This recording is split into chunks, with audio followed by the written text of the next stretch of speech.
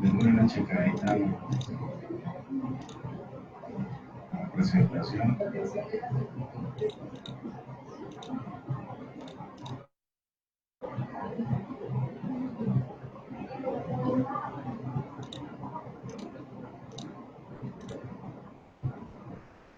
Eso, bueno.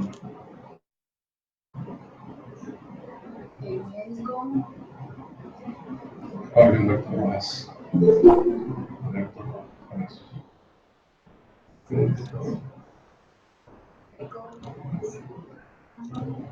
De la Universidad de Valle.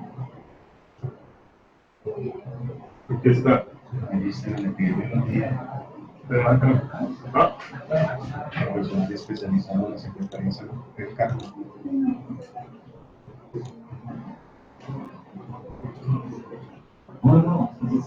esto lo queremos mostrar. Pero es que si lo abre, La miradita a la. Eso, mire. Miren, la que repetimos aquí. Démosle una miradita a la presentación aspecto. Tiene yo le doy. Sí, que esté todo lo que yo. Ah, esta la incluí, la metí que la. Sí, sí, esta es. Esta la reorganicé. 40 minutos. 40 minutos. 40 minutos.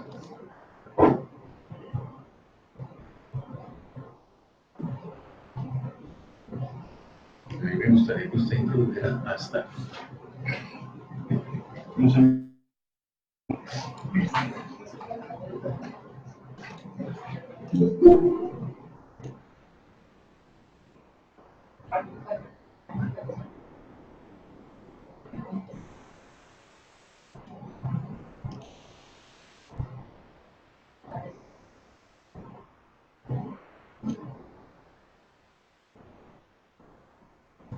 hoy está viendo más.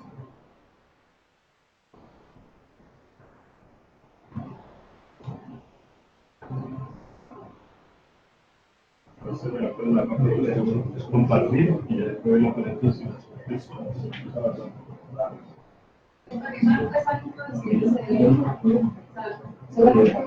Igual está ahí la cámara, aquí hasta arriba. Acá donde están, aquí ya lo están viendo y está. Ahí estamos hablando. Ya pueden empezar a mirar. Ya, Guillermo me dijo que había que solicitarles al auditorio que apagaran los micrófonos. Pero como no hay micrófonos. Aquí Solamente aquí. bueno, hay que decirle a las personas que están allá. Que están por allá, exactamente. Y cuando eso.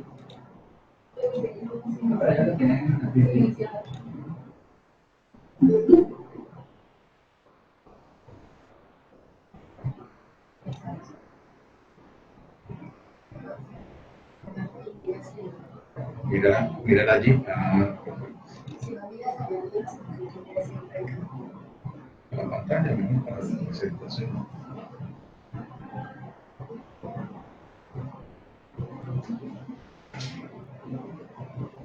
Las diapositivas salen aquí también. Solo de aquí presentar. Mostrar la pantalla. Muestra la presentación. Vamos. Claro, te muestra aquí. Le decís compartir. Entonces.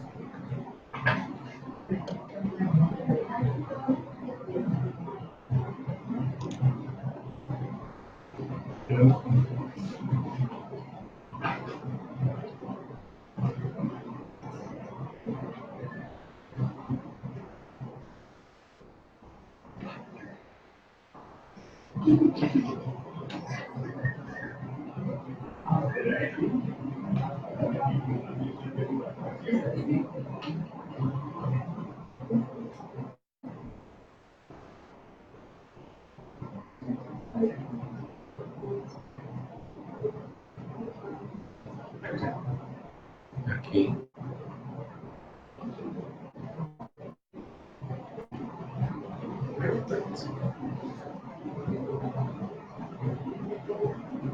Venga.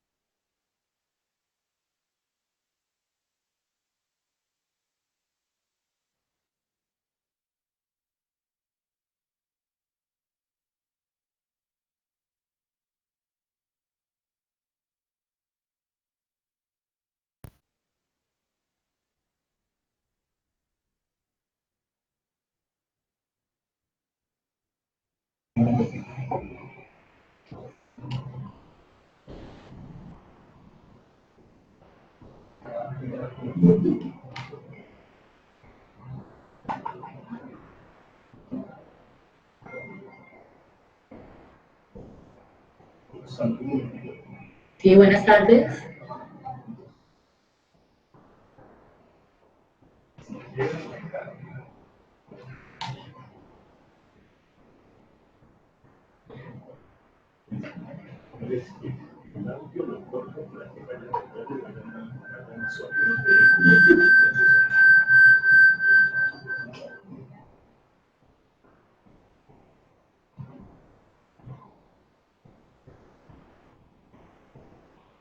Buenas tardes.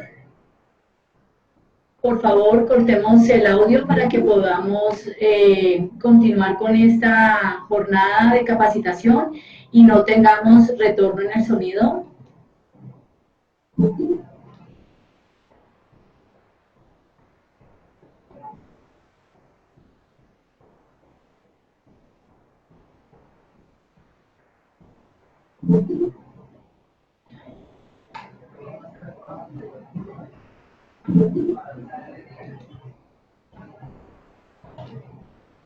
Buenas tardes nuevamente. Vamos a dar inicio a esta jornada de capacitación en cabeza de nuestra secretaria de Salud, la doctora Miguelandi Torres. Para quienes no me conocen, mi nombre es Janet Vélez Jaramillo, soy la subsecretaria de la Subsecretaría de Protección de la Salud y Prestación de Servicios. Nos complace tener esta comunicación con ustedes. Agradecemos la oportunidad de poder establecer este espacio para compartir conocimientos y estandarizar conceptos. El día de hoy nos acompaña el doctor Jorge Rojas Palacios. Él es médico y cirujano, profesional especializado de la Secretaría, magíster en epidemiología.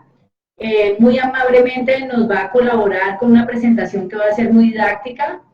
Está dividida en dos tiempos.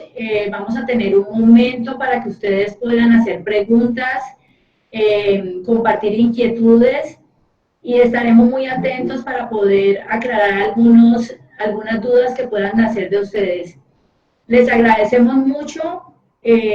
Tenemos muchas personas que están ingresando para ser admitidos en esta videoconferencia, y agradecemos su participación, ya que todos ustedes son fundamentales para poder llevar a cabo con éxito, con oportunidad, con calidad, con accesibilidad, el manejo en este momento del paciente con diagnóstico de dengue. Muchas gracias y comenzamos nuestra conferencia.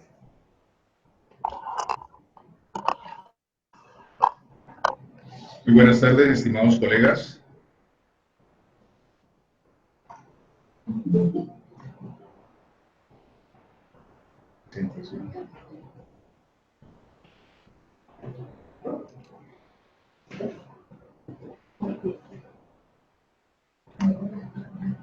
La presentación. Bueno, el tema de la presentación es revisar los aspectos clínicos de diagnóstico y de manejo del dengue, que es un evento de gran importancia,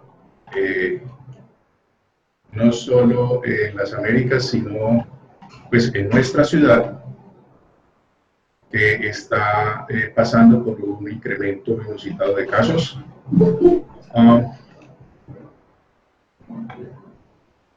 El dengue no es desconocido para nosotros.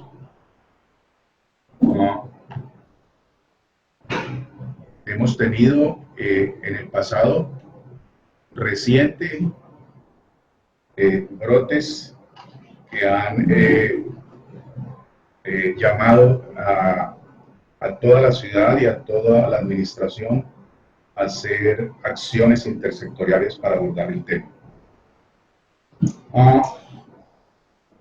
Para esta presentación nos hemos basado en una revisión de las guías que elaboró la OMS en el 2009, las guías que adaptó la OPS con base en las de la OMS, publicadas en el 2009 también, actualizadas en el 2015, y las guías de atención y protocolo del Ministerio de Salud y del Instituto Nacional de Salud de Colombia. Este mensaje es fundamental, una alerta en la que estamos. El dengue puede causar la muerte. Y como referencia quiero mencionarles la primera epidemia de dengue grave que ocurrió en las Américas hace casi 40 años, en 1981 exactamente. En 2 meses afectó 350.000 personas. Y en 2 meses habían muerto 150, de las cuales 100.000 eran niños.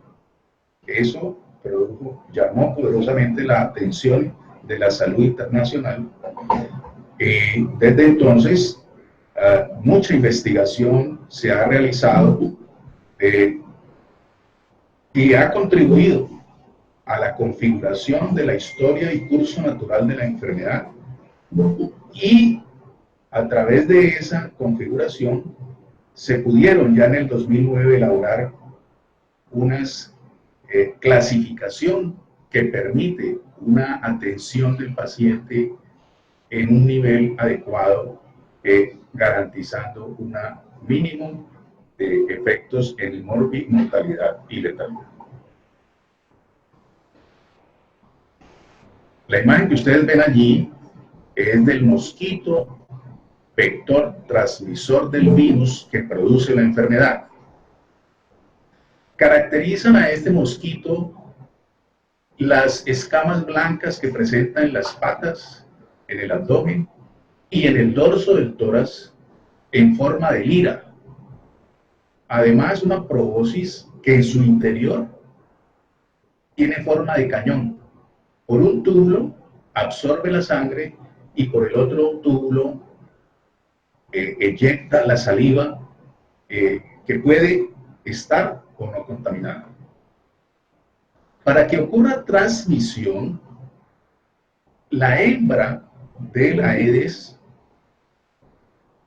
debe absorber sangre de una persona en fase epidémica.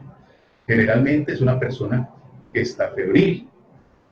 Y una vez que ha absorbido la sangre por picadura, hay un periodo de incubación que se llama periodo de incubación extrínseca por ser el mosquito, que es de aproximadamente entre 8 a 12 días.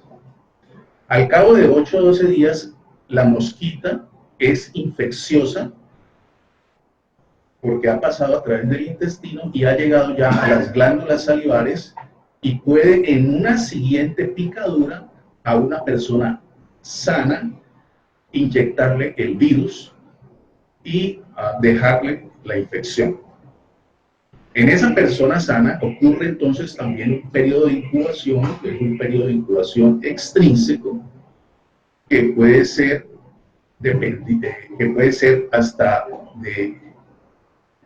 de 15 días, 10 días, 10 a 14 días, periodo durante el cual también incuba la enfermedad y puede desarrollar ya la sintomatología que da inicio a los síntomas clínicos de la enfermedad. Estas son las guías que hemos revisado, que ya les mencioné.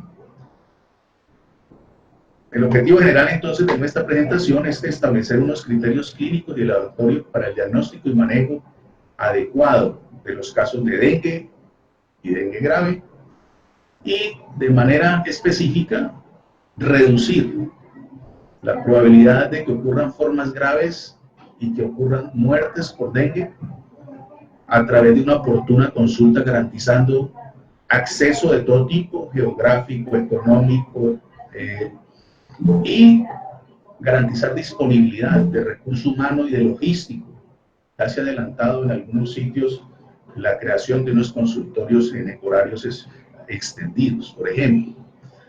También garantizando la oportunidad en el diagnóstico, sensibilizando a los médicos para que sospechen ante un cuadro febril la probabilidad de este evento y obviamente oportunamente poder clasificarlo y poder manejarlo correctamente. La eficacia del tratamiento, la clasificación, como establece la guía, y en el nivel de atención adecuado para no congestionar hospitales con pacientes que no lo requieren y hacer un seguimiento acorde a la clasificación. También queremos contribuir a hacer una vigilancia epidemiológica eficiente, haciendo una notificación completa, correcta, adecuada, que nos va a ayudar a orientar focos de brotes en la ciudad que permitan al área del ambiente hacer efectivos controles con sus herramientas tecnológicas. El dengue, entonces, es una enfermedad viral, es una enfermedad para la cual no existe un tratamiento específico antiviral, de carácter endomoepidémico, transmitida por mosquitos del género Aedes. La hembra de la Aedes es la que transmite la infección, principalmente Aedes aegypti en la región de las Américas, y constituye hoy la virosis transmitida por mosquito más importante a nivel mundial, por la magnitud de la morbilidad, de mortalidad y el impacto económico que genera. Es importante que los médicos, pues obviamente, conozcamos algunos aspectos del ciclo de este mosquito, que es el responsable de la transmisión de esta enfermedad, que tiene una fase aérea y una fase acuática. La fase acuática tiene 3 estadios de huevo, larva, pupa, y de la pupa emerge la forma adulta. Esto es interesante que lo conozcamos para poder educar a los pacientes de sus familias acerca de que puedan reconocer en sus viviendas estas formas para que las puedan contribuir a la eliminación del riesgo de transmisión. Por tanto, la educación del paciente y su familia es fundamental para contribuir a controlar el vector en su domicilio y los entornos donde se desenvuelve esta persona. Y en general, todos debemos concientizarnos de que somos parte de la solución de este problema de salud pública. La etiología. El agente etiológico es el virus del dengue, que pertenece al género Flavivirus, que en Occidente prácticamente son 4 serotipos. El dengue serotipo 1, el dengue serotipo 2, el dengue serotipo 3 y el dengue serotipo 4, los cuales circulan en Colombia, los 4 serotipos. Para que exista la enfermedad en una área, en una región, en una ciudad, deben simultáneamente coexistir el virus, cualquiera de sus serotipos, el vector, Aedes aegypti, y una población susceptible que, pues en comunidades como la nuestra, después de que circula un virus, se van acumulando poblaciones susceptibles de las nuevas generaciones que van naciendo. Interesante desde el punto de vista epidemiológico saber, debido a que hoy en día el desplazamiento de las personas, la facilidad del transporte, de comunicación, de viajar en avión en nuestro país cada vez se favorece. Las festividades regionales que ocurren atraen poblaciones de diferentes regiones del país. Saber que en Colombia el Aedes aegypti infesta más del 90% del territorio nacional, que está por debajo de los 2.200 metros debajo del nivel del mar.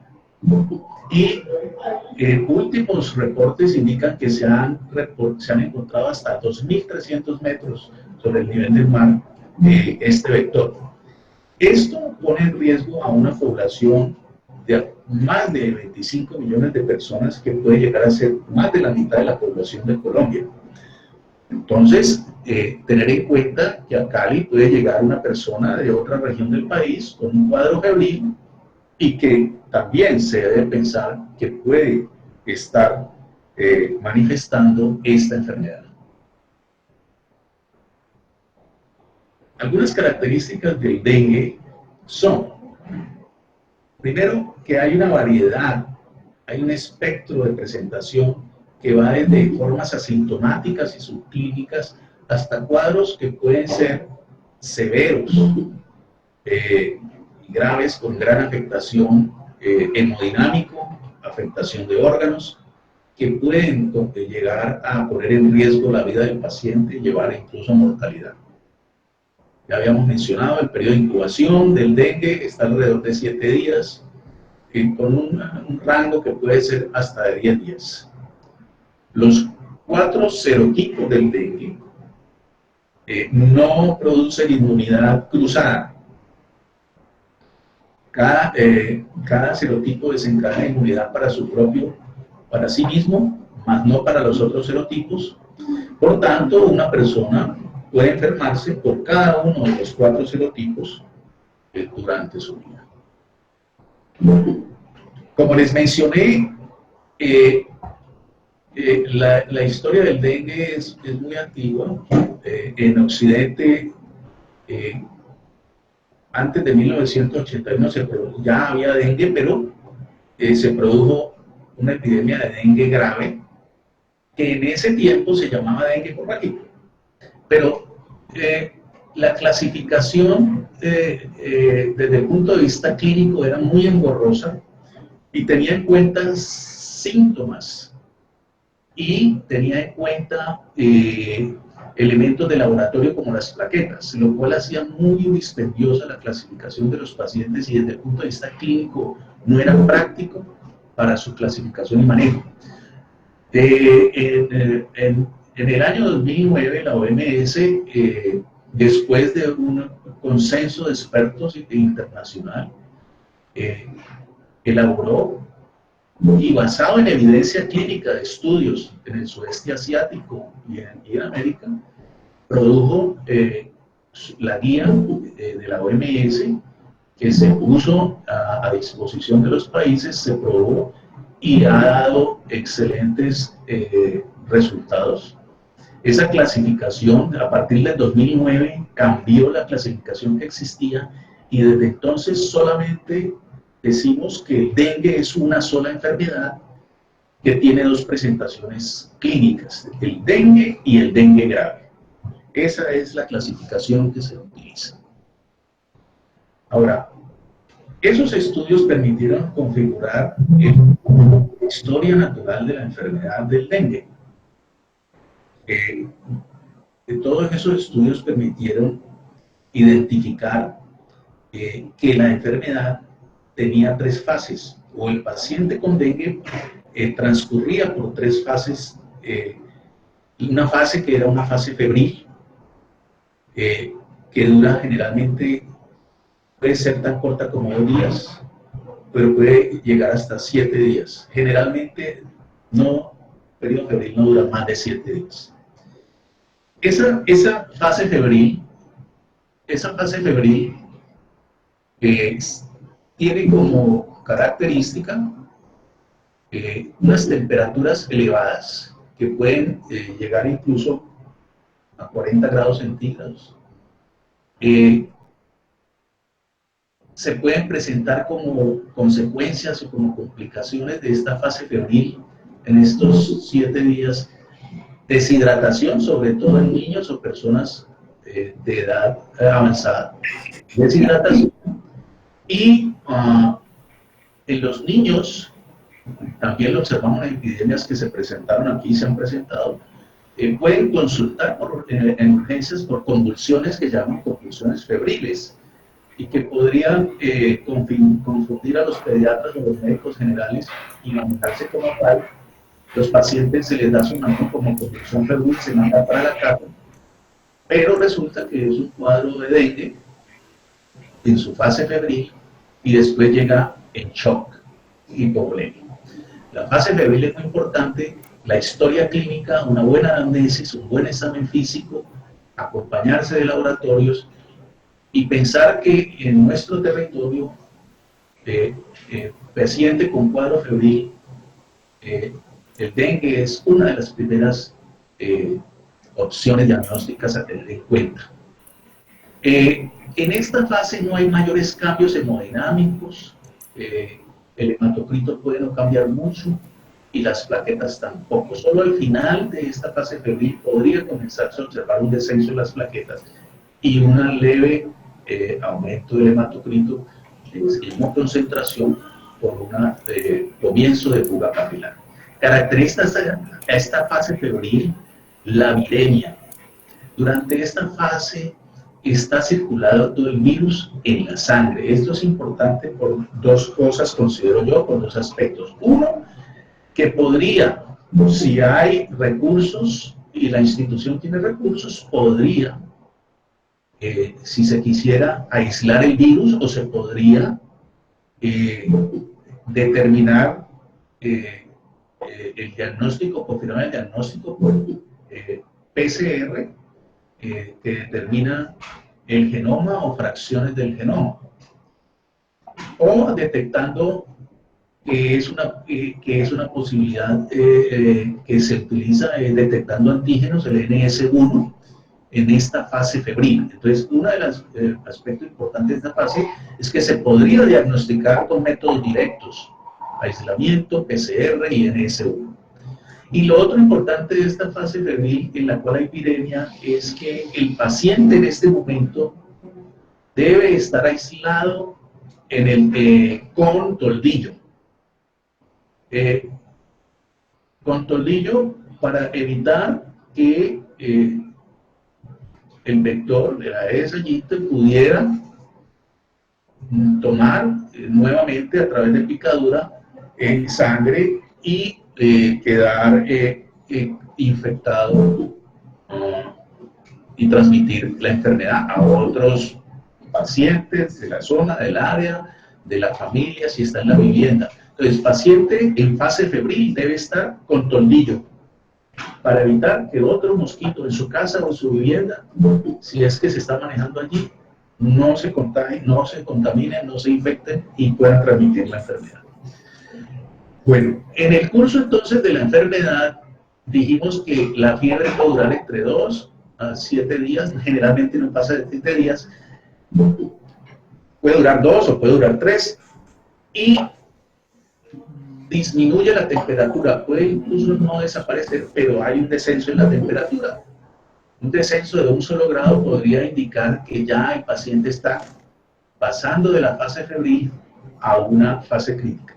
El descenso de la temperatura, que generalmente llega a 37,5 o 38, se describe, y está indicando el inicio de la fase crítica. Ese día en que cae la temperatura se denomina el día D o día de efervescencia. Anuncia el inicio de la fase crítica y es característico de este día y los siguientes 48 horas que comience un escape de fluidos al espacio extravascular que llaman fuga capilar.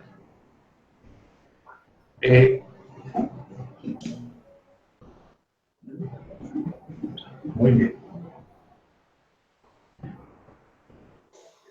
Entonces, con el inicio de la fase crítica, los pacientes hacen una fase de fuga capilar que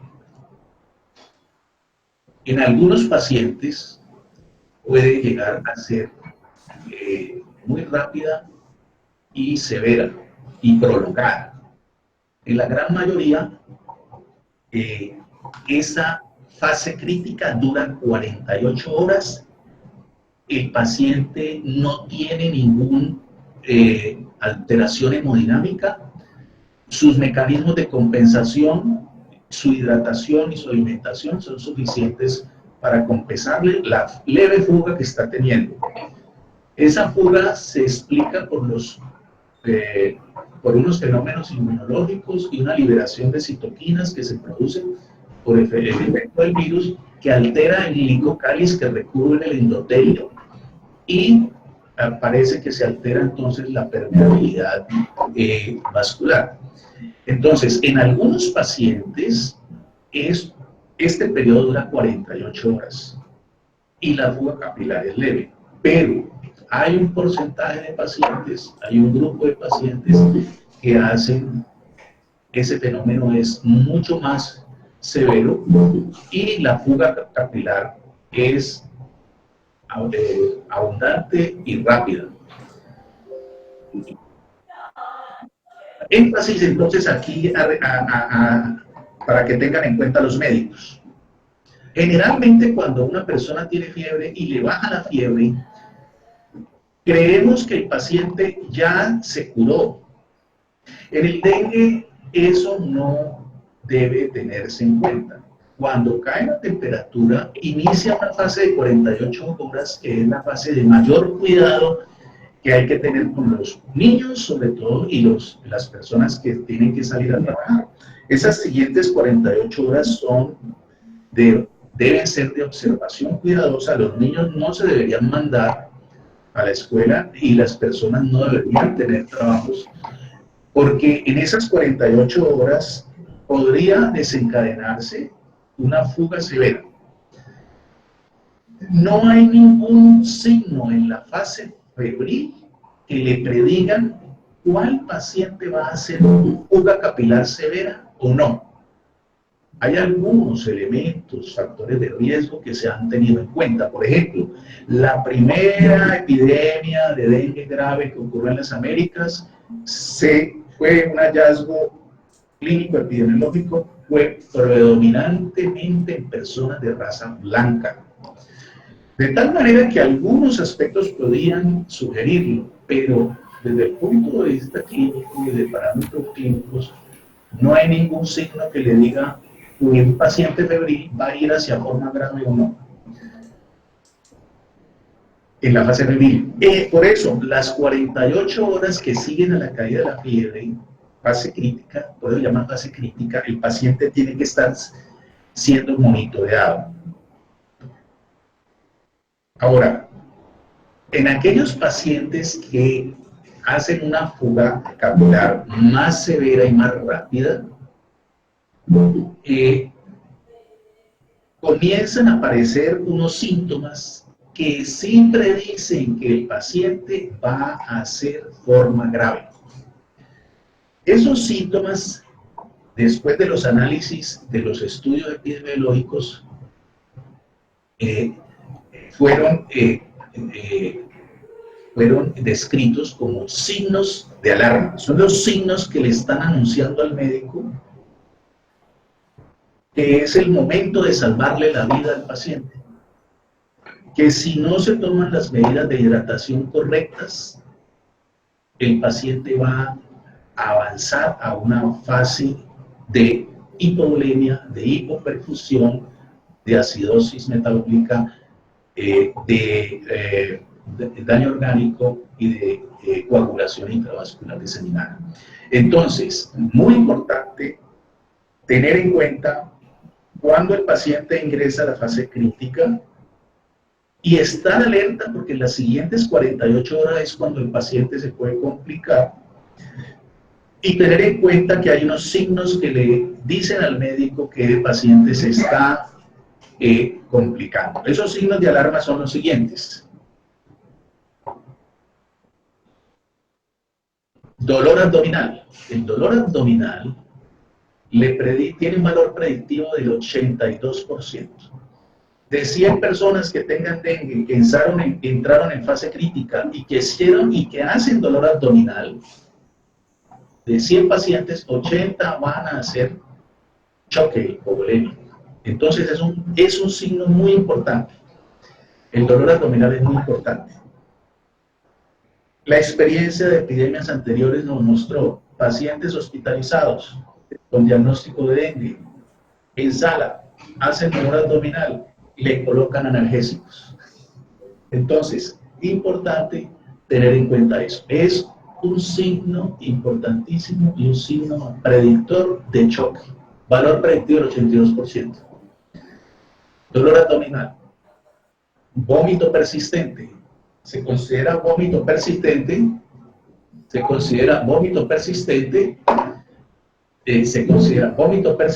cuando se presenta el vómito.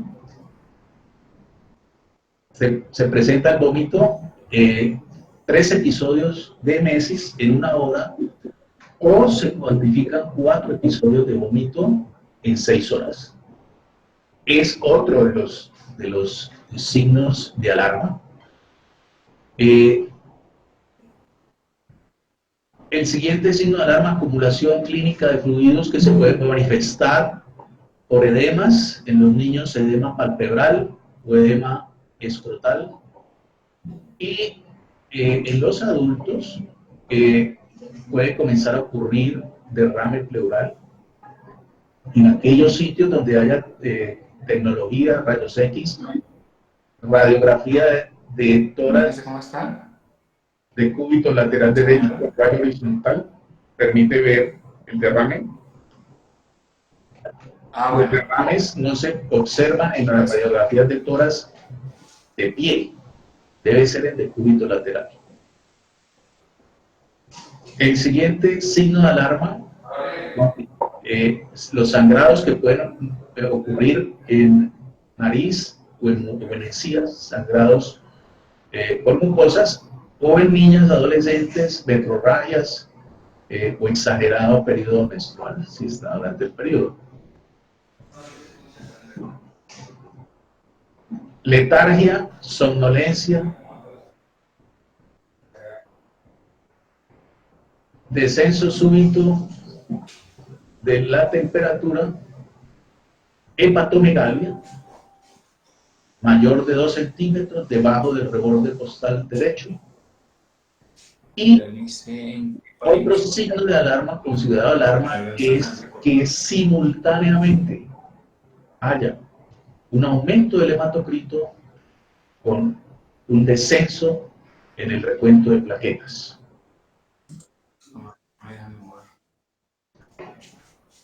Bueno, entonces estos son los signos de alarma que le están anunciando al médico que el paciente va a avanzar al choque. Dolor abdominal.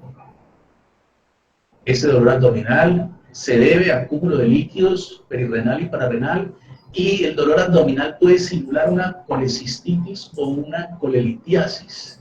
Ese dolor abdominal en el hipocondrio derecho semeja a una colecistitis, una colelitiasis, se sabe que es por edema de la pared de la vesícula. Se ha evidenciado por exámenes de ecografía. Y dolor abdominal, sabemos por qué, los vómitos, los edemas, los sangrados por mucosas, los cambios de la esfera mental, letargia, somnolencia, irritabilidad en los niños, descenso súbito de la temperatura, hepatomegalia mayor de 2 centímetros y la simultánea aumento del hematocrito con descenso de las plaquetas. Hasta allí, entonces, estamos hablando de dengue. Y ya dijimos, el dengue es una sola enfermedad que es una enfermedad sistémica, porque la enfermedad no se refiere a un solo sistema, sino que compromete todos los órganos del cuerpo. El virus se puede encontrar en cualquier parte de los órganos. Es sistémica y es dinámica, es una enfermedad que continuamente está produciendo cambios fisiológicos, es dinámica y por eso el monitoreo continuo es muy importante. Entonces, el dengue puede cursar sin signos de alarma o con signos de alarma. Y los signos de alarma estamos diciendo que anuncia que el paciente avanza. Si no se maneja en ese momento correctamente, adecuadamente con líquidos, y hay un periodo que es de 48 horas, durante mínimo 48 horas hay que garantizarle sostén volémico para garantizar perfusión, que no vaya a haber hipoxemia en los órganos, que es lo que desencadena en últimos la acidosis metabólica, el daño hepático, el problema de los factores de coagulación y las hemorragias severas. Es el momento de salvarle la vida al paciente. Cuando tiene un solo signo de alarma, es indicativo para manejar a ese paciente en el nivel correcto que ya vamos a mencionar. Los pediatras recomiendan también tener en cuenta que en los niños, pues, la letargia, la somnolencia, la irritabilidad es muy importante como signo que alerta. Y como ya dijimos, si ese paciente no se maneja en ese momento que tiene signos de alarma correctamente, entonces avanza un escape mucho más, pues una hipovolemia, un shock hipovolémico que lo que hace es hipoperfundir, poca oxigenación, un poco de glucosa a los tejidos, hace una acidosis metabólica, hace una falla multiorgánica, hace una coagulación intravascular diseminada y se desencadenan todos los eventos de sangrado severos, que son generalmente gastrointestinales prácticamente ya irreversibles en una etapa avanzada de no manejo correcto de líquidos. Ahora, independientemente de esa evolución de pérdida por fuga capilar, también se encontraron esos estudios que un paciente con dengue podría tener daño directo del virus a los órganos. Entonces puede haber hepatitis por dengue o hepatitis fulminante incluso, sin que pase por la fase de choque, o puede haber una miocardiopatía por daño del virus a los miocitos, y el paciente hace una falla de bomba, falla de contractilidad por efecto directo del virus sobre el corazón, y también puede haber, se ha demostrado, virus en el sistema nervioso central. Entonces, importante reconocer que es una sola enfermedad, que es dinámica y que el paciente va a cursar con una fase febril, que esa fase febril cae la temperatura que anuncia el inicio de la fase crítica, que la fase crítica se llama crítica porque las 48 horas siguientes a la efervescencia, en esas 48 horas pacientes cuando se choquean, y por eso no podemos mandar a un paciente para la casa, sobre todo en horas de la noche, en zonas lejanas de las instituciones, cuando tiene signos de alarma, y que el curso natural sería que el paciente entre en una fase de recuperación donde no solamente ya no se pierde líquidos al espacio extravascular, sino que al contrario, lo que hay es una reabsorción y el riesgo es de hipervolemia.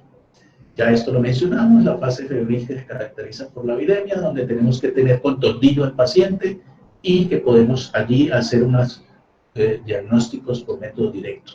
En la fase febril podría presentarse, en los protocolos antiguos se mencionaba las petequias. Si el paciente tiene petequias podría ayudar, pero el 21% de los casos que tienen petequias se demostró que no tenían dengue, de tal manera que tampoco hay que confiarse en las petequias. En la etapa crítica, entonces ya mencionamos, 48 horas después de la efervescencia es crítico para monitorear a ese paciente, monitorearlo, para que no evolucione en formas severas, con choque, con hemorragias digestivas, con alteraciones hepáticas, y que no haya vigilar el aumento del hematocrito y las plaquetas. Tener en cuenta que en la fase ya de recuperación, lo que hay que vigilar es que no vaya a ocurrir una sobrecarga de líquido, porque ya no se está perdiendo por extravasación, y al contrario, lo que está ocurriendo es una reabsorción. Otras complicaciones que pueden ocurrir es que haya coinfección bacteriana.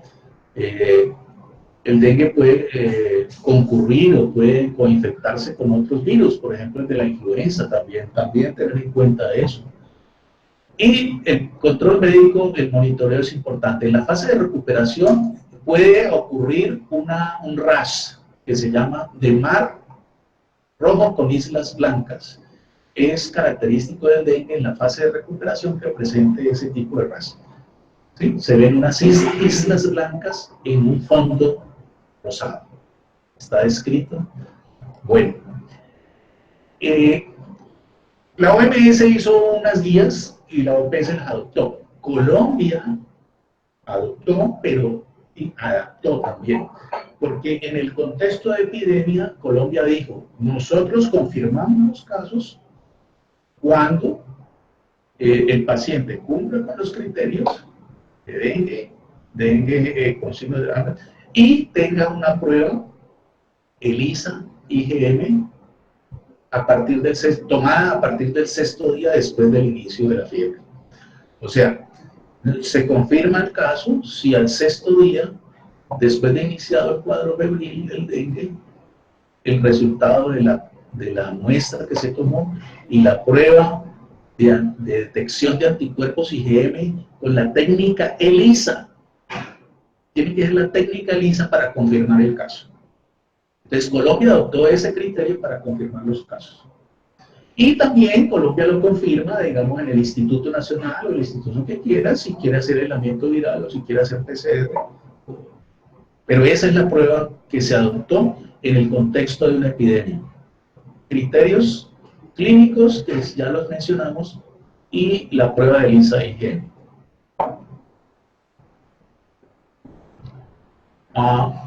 Bueno, este es el comportamiento de las inmunológico. Aquí esta gráfica es para resaltar de que el IgM, cuando se toman pruebas inmunológicas, pues no sabemos el serotipo. Una primera infección inicialmente hacia el quinto día comienza el aumento de la IgM, por eso la IgM se detecta a partir del sexto día y la IgG es posterior, por eso la IgM se utiliza para el diagnóstico, pero tener en cuenta que si hay una persona sufre un segundo dengue, el que más se eleva es la IgG, y que la IgM pudiera incluso no detectarse. Entonces, ahí la cuestión, ¿no? Habría que tomar, si el paciente ya ha sufrido infecciones previas, habría que tomar las dos y pensar en que si son positivas y la IgG es superior a la IgM, podría ser una infección secundaria. Bueno, hasta aquí entonces hemos planteado, digamos, el curso clínico de la enfermedad que permitió hacer una clasificación correcta, una clasificación práctica para los clínicos. Las fases que llevan a la clasificación dengue y dengue grave. Esta clasificación, en el siguiente episodio vamos a hablar de el manejo, porque la clasificación determina el tipo de manejo y el nivel de atención donde se maneja cada caso.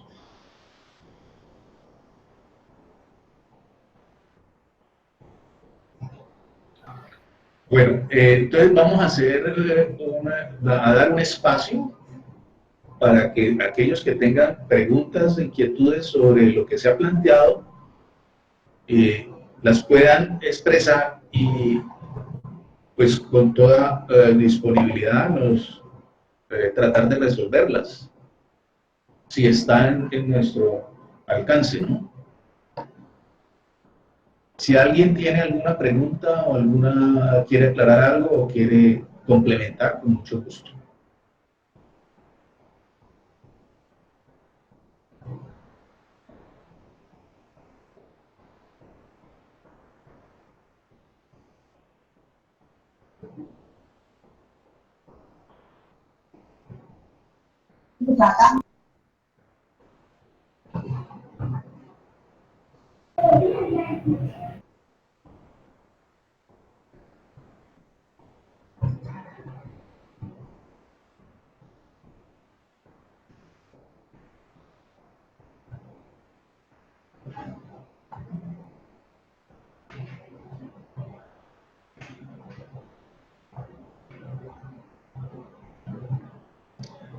Algunos no tienen audio, dice Jenny Peña.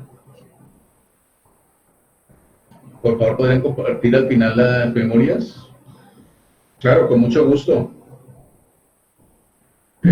A través de su email, si nos hacen llegar el email, con mucho gusto les enviaremos la presentación.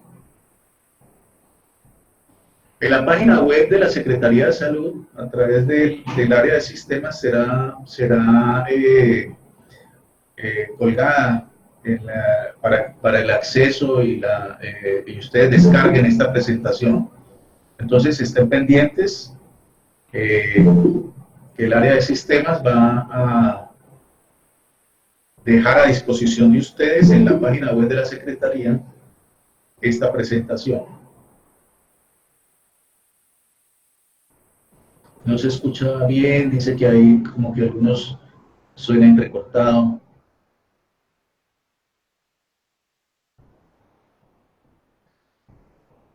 Algunos no escuchan.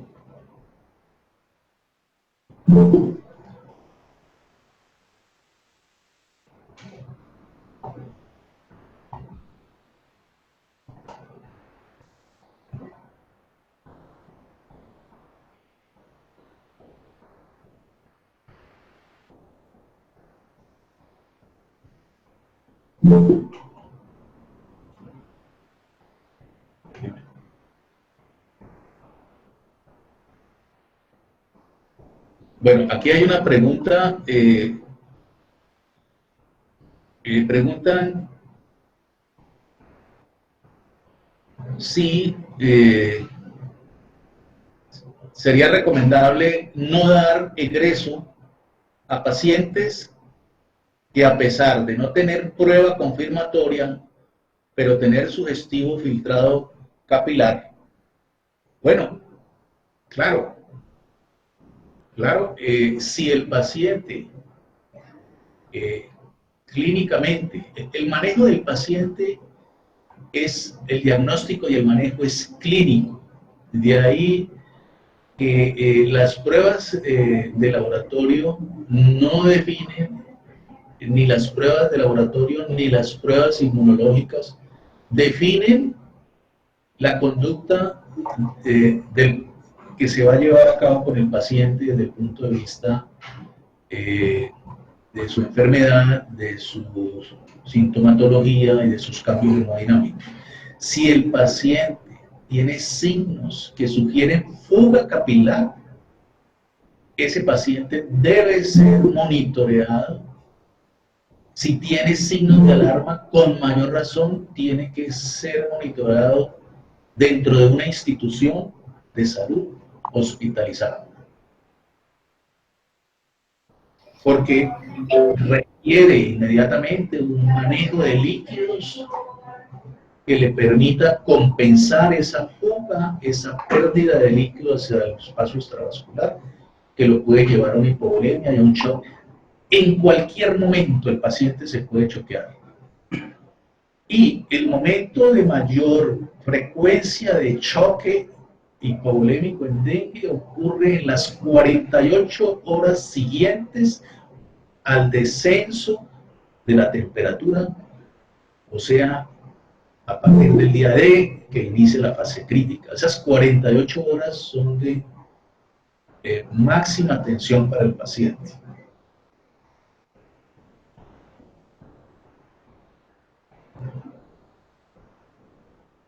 Dice, doctor Rojas, para preguntar si los usuarios ya pueden habilitar sus micrófonos, dice Bella.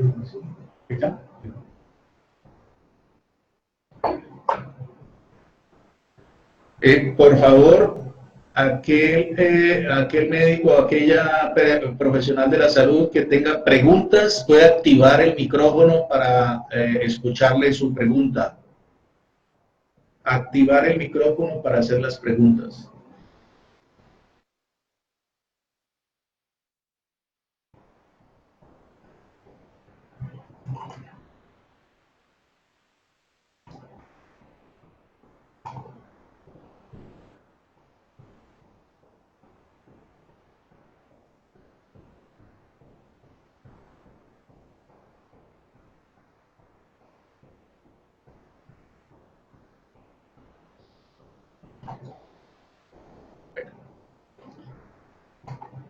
Bueno, muchas gracias por su atención, por sus preguntas. Vamos a continuar con la segunda parte, que es la atención del paciente y el tratamiento de los pacientes con dengue y dengue grave.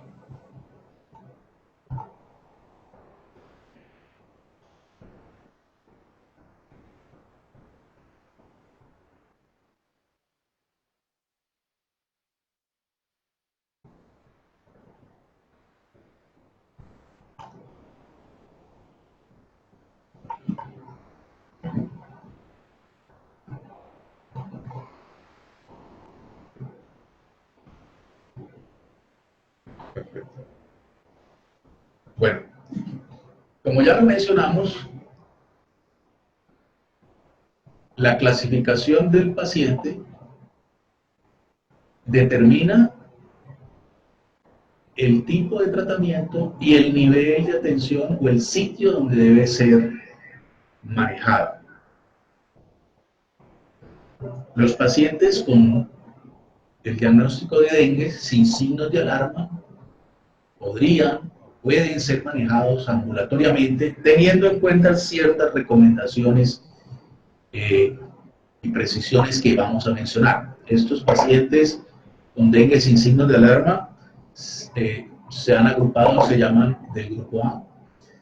Los pacientes con dengue que presenten por lo menos un signo de alarma, es obligatorio hospitalizarlo, y porque va a requerir un manejo con líquidos y un monitoreo estricto.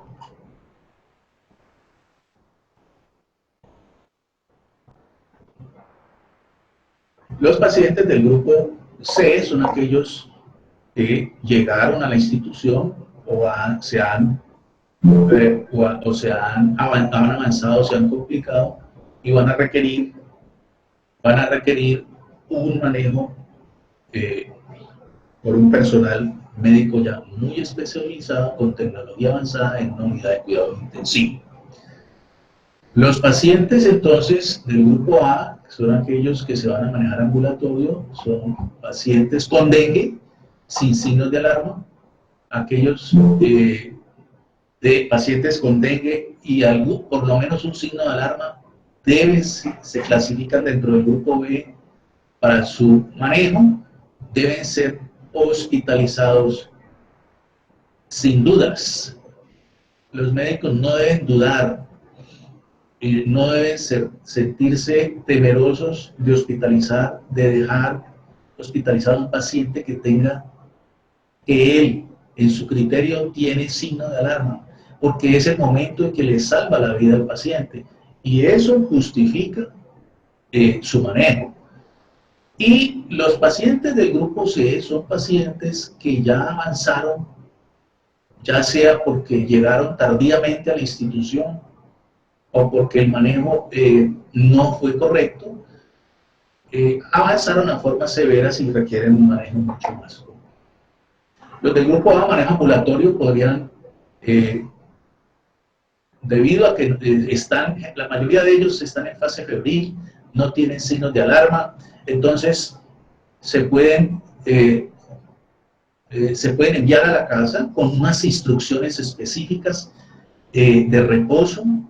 Debe estar en reposo, el paciente puede cursar hacia cambios hemodinámicos, estar recibiendo hidratación, líquidos de todo tipo,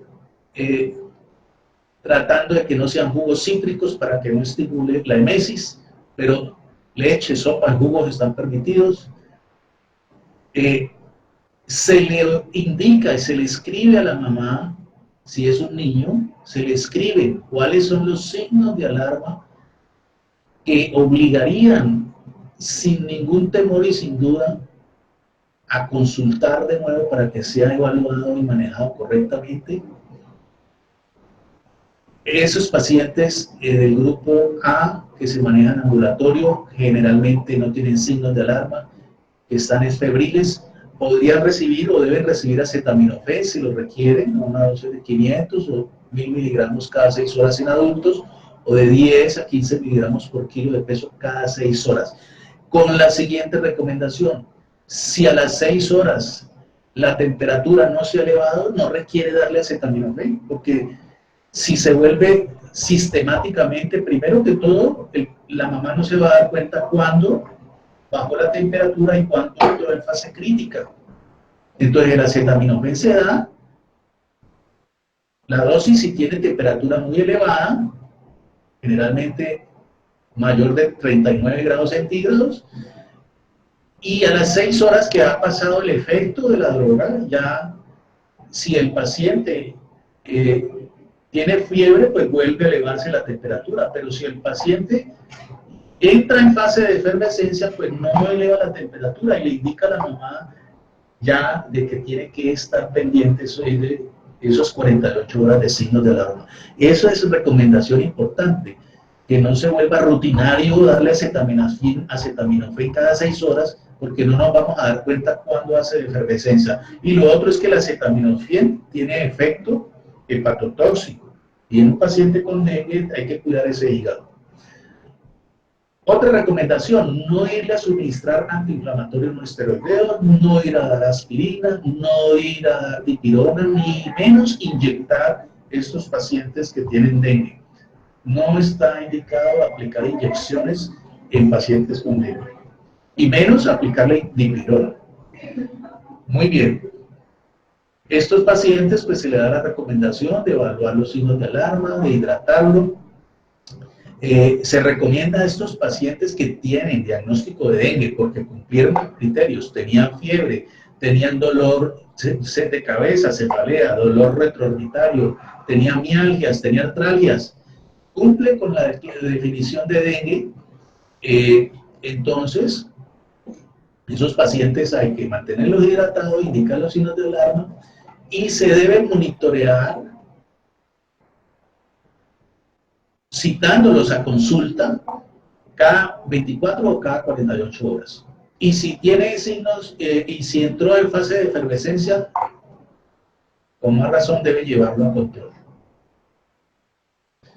Entonces, los pacientes que se envían a la casa no se dejan sueltos, sino que se debe monitorear y estarlos citando para evaluar su evolución clínica con examen físico completa y si fuera necesario repetir, por ejemplo, el hemograma para evaluar plaquetas, evaluar hematocrito. Los pacientes del grupo B son aquellos que deben ser hospitalizados porque manifestaron por lo menos un signo de alarma.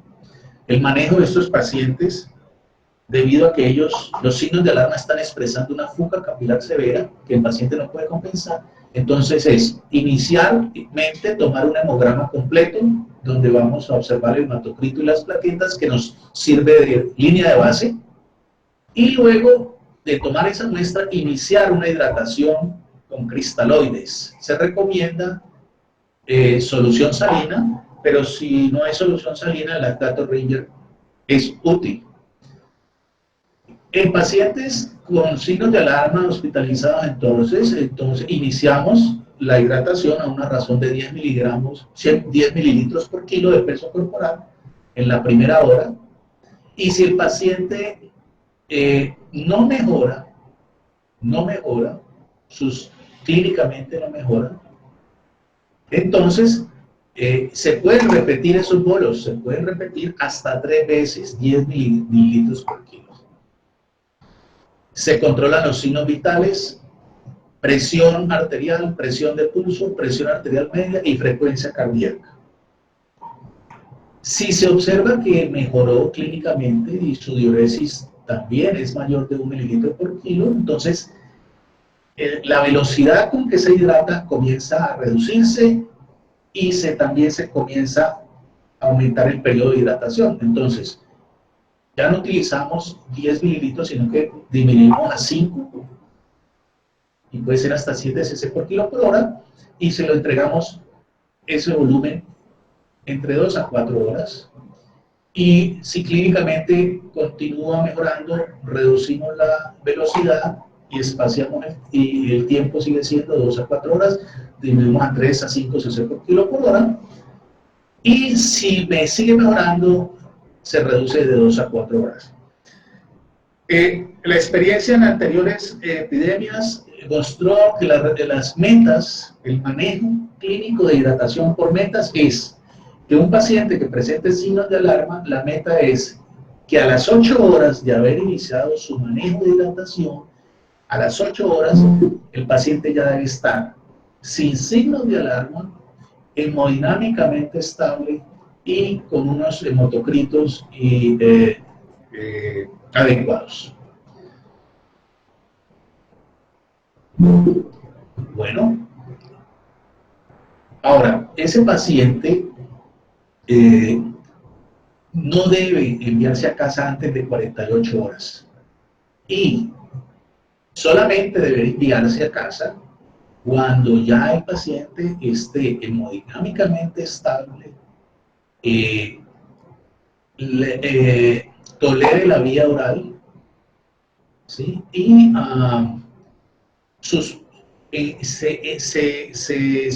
se pide que ojalá las plaquetas estén en ascenso. Un paciente con plaquetas en ascenso no se debe enviar a casa. Ya mencionamos el manejo. Entonces, en resumen, para el dengue con signos de alarma, iniciamos con 10 cc, no mejora, se pueden repetir estos bolos 3 veces. Si hay mejoría, se reduce la velocidad. Y el dengue grave, miren que en el dengue grave ya hay choque hipovolémico, la tensión arterial está baja, el paciente está hipoperfundido, la piel está fría, la piel está cianótica, el llenado capilar está prolongado, la presión sistólica puede estar baja. Entonces nos está indicando que la pérdida ha sido abundante y requiere un volumen de 20 cc por kilo inicialmente, en bolo 15 a 30 minutos, que si no mejora, se puede repetir hasta 3 veces ese bolo. Está indicado. Si con esos 3 bolos el paciente no mejora, la recomendación es que ese paciente requiere un manejo con unos líquidos que llaman coloides. Recordemos que el dengue grave, este manejo que estamos dando aquí, que estamos presentando, es como el manejo inicial que podría darle un médico en urgencia si le llegó en estas condiciones. Pero el paciente en dengue grave, recuerden, debe ser derivado a un nivel 3, donde haya unidad de cuidados intensivos, donde el monitoreo es minuto a minuto estricto, tanto clínicamente, hemodinámicamente, como por laboratorio. Ya se van a requerir unos exámenes de laboratorio de una tecnología mucho más avanzada, seguramente van a necesitar electrolitos, van a necesitar gases arteriales, van a necesitar, por ejemplo, tiempos de coagulación, que son de ese nivel. Una vez que el paciente entonces mejore, entonces seguimos la secuencia de reducir la velocidad de flujo a 10 cc por kilo por hora, 1 a 2 horas, y se repite el hematocrito para evaluar si el paciente sigue hemoconcentrado o ya está mejorando el hematocrito. De manera secuencial, entonces, en la medida en que vayan mejorando sus parámetros hemodinámicos, se va reduciendo la velocidad a 5 o 7 cc por kilo durante 4 a 6 horas, y luego sucesivamente se sigue el método de hidratación progresivo. Hay una situación importante, y es que algunos pacientes que no mejoran con los bolos de 20 cc por kilo después de haberle dado 3, y el hematocrito incluso en vez de disminuir, en vez de hemodinámicamente no ser estables, y el hematocrito incluso cae, sugieren de que el paciente puede estar haciendo es una hemorragia. Esos pacientes lo que pueden requerir ya es un suministro de sangre o de glóbulos rojos empacados. Yo quiero, este manejo del grupo C, como es un manejo de pacientes graves, pues es un manejo que, como ya lo mencioné, requiere un manejo en cuidados intensivos en unidades con una tecnología en laboratorio que permita exámenes más sofisticados de monitoreo bioquímico, y probablemente el paciente va a requerir sangre, un banco de sangre. Entonces es mejor esos pacientes darle el manejo inicial y remitirlo a la unidad de cuidados intensivos. Por eso no quiero hacer énfasis ni profundizar mucho en el manejo de este grupo de pacientes, que es mucho más de intensivistas o de internistas especializados en esto. Pero sí están las pautas del manejo inicial.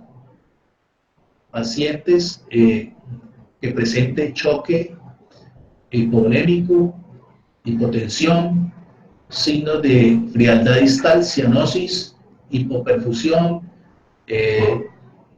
van a requerir unos bolos de 20 cc por kilo que se pueden repetir hasta 3 veces.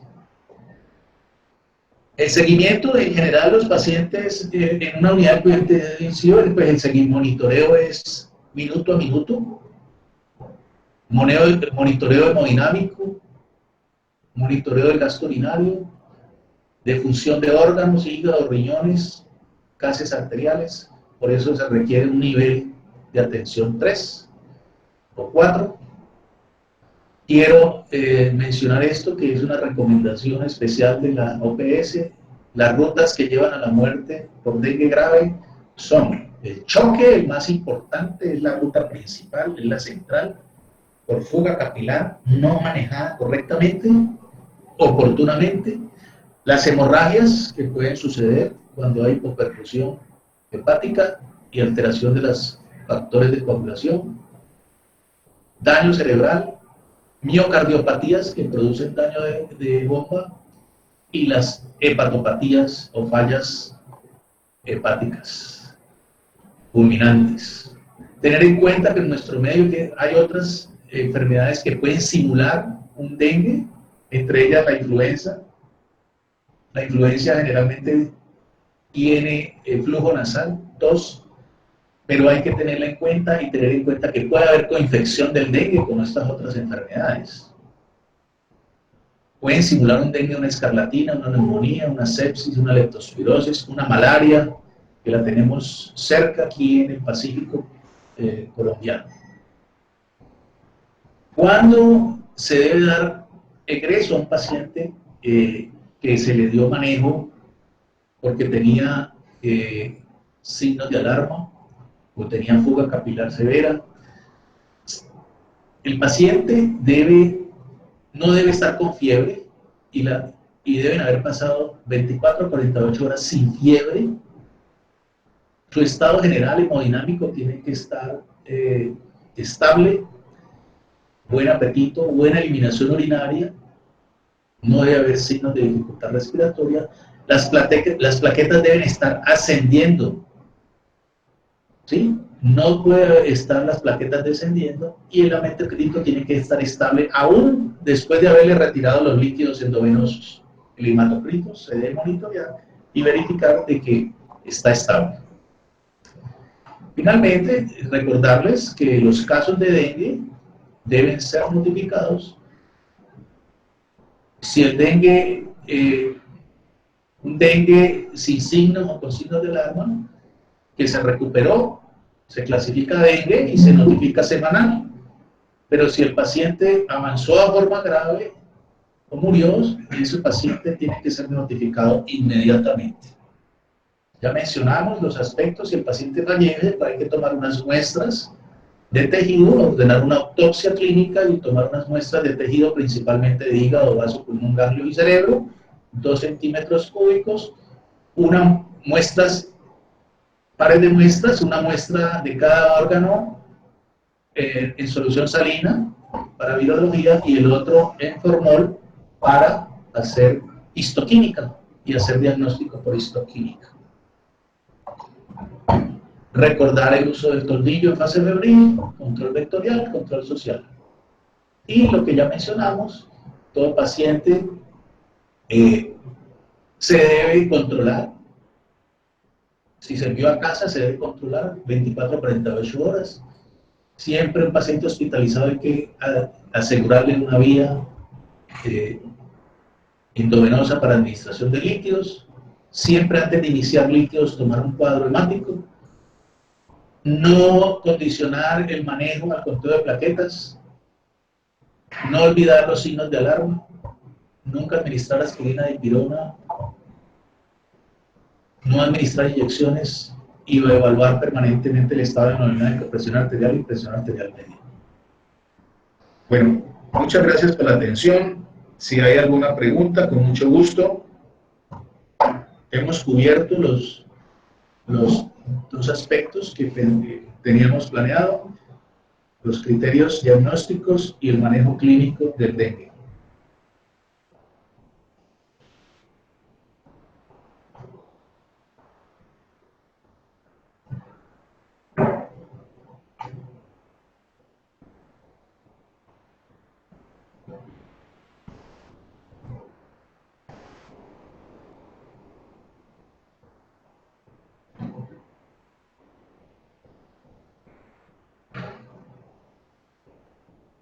esa pregunta.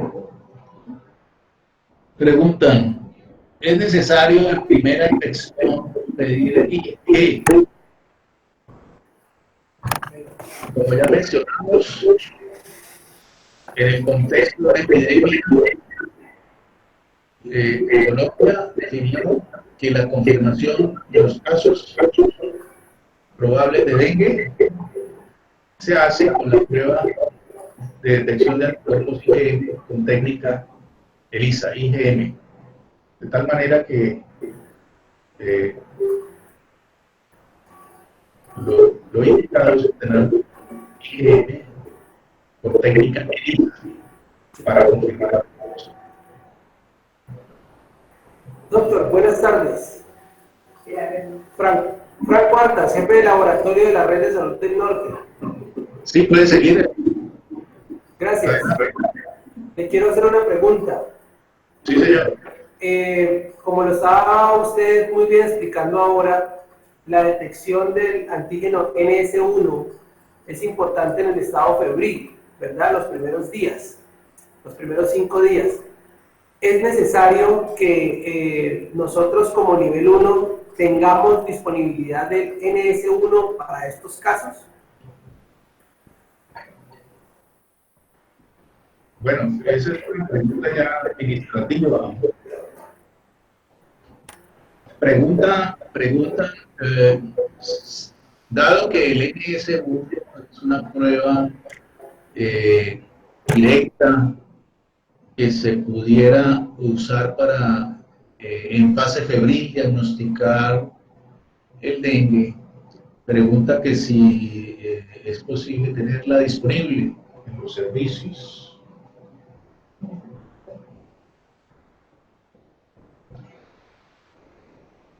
A ver, en el contexto de, como ya le mencioné, el contexto de epidemias, lo que define la guía del Ministerio de Salud y el Instituto Nacional y en su protocolo es que los casos se confirman es con una prueba de detección de anticuerpos IgM por técnica ELISA.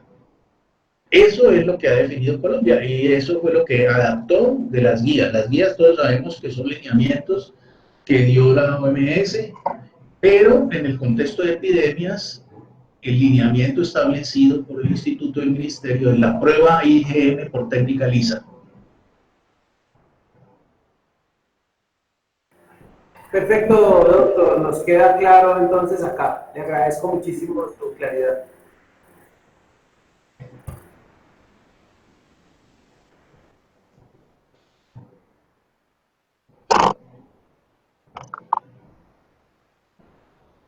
Bueno, ya que la Secretaría de Salud exige esa prueba, pero esa prueba tiene costo alto. Bueno, a ver, lo que yo puedo mencionarle es que, primero que todo, es un lineamiento que está en la guía nacional del Ministerio del Instituto. Esa prueba no es que no es la Secretaría, digamos, estamos cumpliendo o se está cumpliendo con un lineamiento, un protocolo que define que esa es la manera de confirmar los casos, ¿sí? Entonces, además, es claro y hay una resolución y está definido que es una obligación de las EPS garantizar esa prueba para los pacientes que tienen ese diagnóstico por confirmar. ¿Listo? Ahora, lo que sí también está claro en el protocolo es, en el contexto de una epidemia, ¿sí? No se le podría hacer prueba a todos los pacientes. Entonces, hay un porcentaje que puede ser hasta un 20% de pacientes en que se les hace la prueba confirmatoria. Esa, digamos, es la respuesta. La EPS está obligada a garantizarle la prueba IgM y en el contexto de epidemia se le hace a un porcentaje de pacientes la prueba, no a todos se le podría hacer. Tiene razón. Doctor Rodri, si el paciente tiene todos los criterios clínicos para dengue con signos de alarma, Pero el IgM, tomado el día sexto, técnica ELISA, sale negativo, se clasifica como tal o se descarta caso de dengue. Muy buena pregunta. Si el paciente cumple con todos los criterios de dengue, hubo fiebre, dolor de cabeza, mialgia, artralgia, avanzó y el médico evalúa y clínicamente el paciente está haciendo fuga capilar, hay alteraciones hemodinámicas, tiene signos de alarma, la prueba de laboratorio no define la clasificación del caso y menos el tratamiento, que es lo más importante. Nos interesa es salvar las vidas.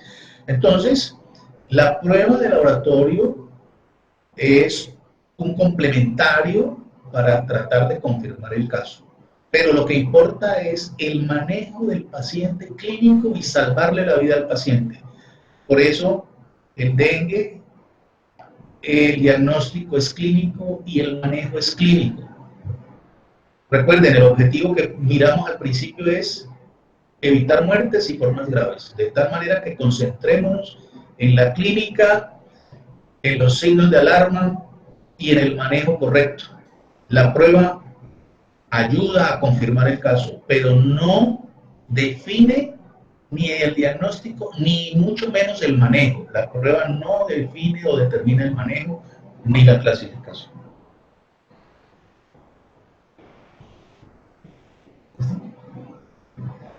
Bueno, muchas gracias a todos por haber estado atentos.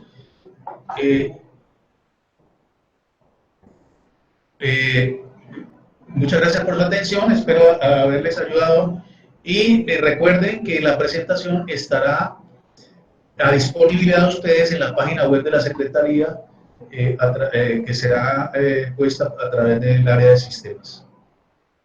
Cualquier duda a través de correo, por email, con mucho gusto.